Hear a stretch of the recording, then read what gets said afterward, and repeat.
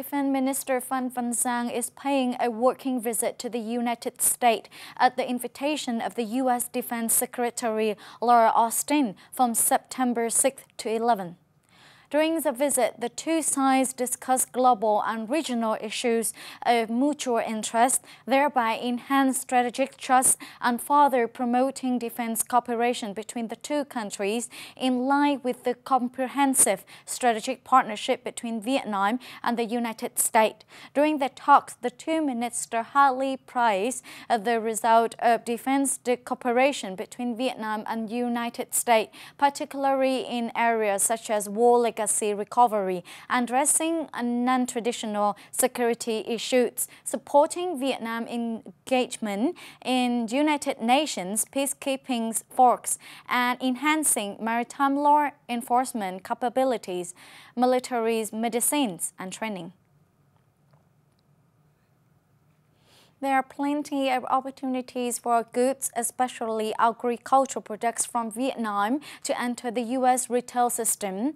The problem is how Vietnamese goods will meet the quality, habits, and consumer culture of this market. This is information given by the U.S. Department of Agriculture at an event taking place in Ho Chi Minh City on September 9th. Vietnamese agricultural products are raising their export turnover to the U.S. market and are increasingly being welcomed by American consumers. From durian, star apple, pomelo, longan, rambutan, dragon fruit to passion fruit. On the contrary, agricultural products from the U.S. are also gaining a firm foothold in Vietnam. According to the U.S. Department of Agriculture, the country is promoting the introduction of more high-quality products into Vietnam, as well as increasing opportunities for Vietnamese fruits to enter the U.S., especially through retail systems. On this occasion, the U.S. Department of Agriculture also coordinated with Mega Market Supermarket to introduce high-quality U.S. agricultural products and food to Vietnamese consumers.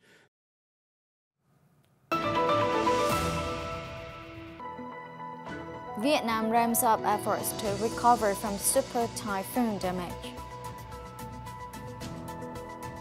Kanagawa welcomes Vietnam Festival with enthusiasm. Super typhoon Yagi has passed, but its effect continued to severely impact northern regions of Vietnam. The country is intensifying efforts to recover from the damage.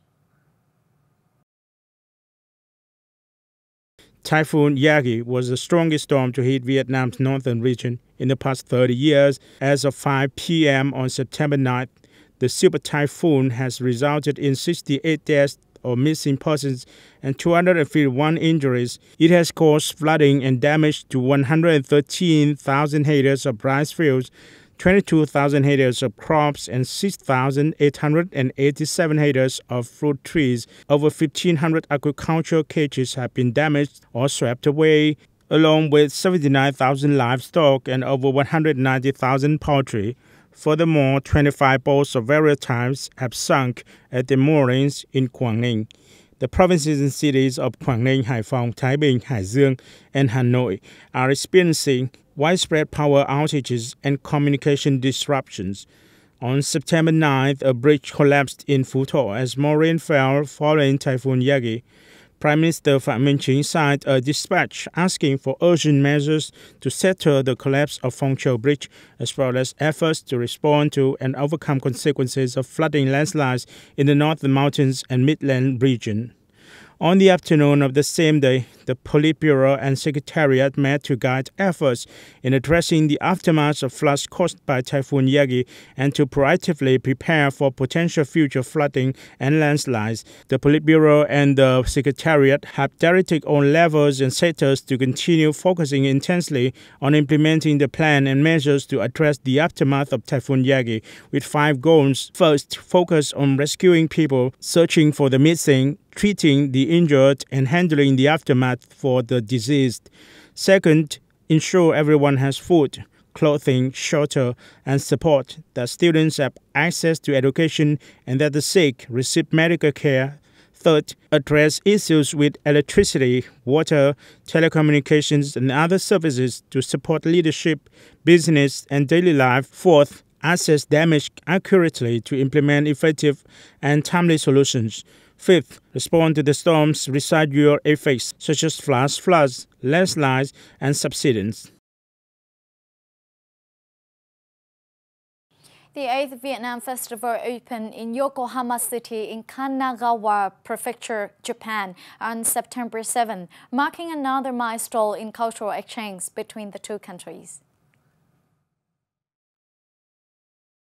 The festival is part of an agreement on culture, sport and tourism cooperation signed by the Vietnamese Ministry of Culture, Sports and Tourism and Kanagawa City last year. Expected to attract over 200,000 visitors, the two-day festival featured around 100 booths showcasing the beauty of Vietnamese culture, traditional cuisine, economic strengths and specialties.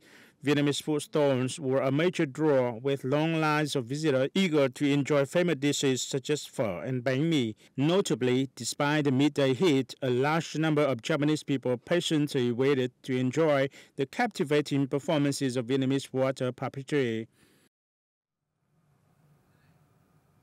Lạng Sơn Geopark of Vietnam has been officially recognized as a UNESCO Global Geopark by the UNESCO Global Geoparks Council. The decision was made following a vote by the UNESCO Global Geopark Council on September 8th. Based on the results of research and field surveys over the past decades, domestic and international scientists have affirmed that Lạng Sơn province has all the values of global significance to be able to build and develop a geopark, aiming to become a global geopark. Delegates attended and worked with the UNESCO expert team on the field assessment of the dossier proposing to recognize Lạng Sơn Geopark as a UNESCO Global Geopark. On November the 30th, 2023, with own efforts, the People's Committee of Lạng Sơn Province coordinated with the Vietnam National Commission for UNESCO under the Ministry of Foreign Affairs to complete the dossier proposing Lạng Sơn Geopark as a UNESCO Global Geopark, then submitted it to the United Nations Educational, Scientific and Cultural Organization.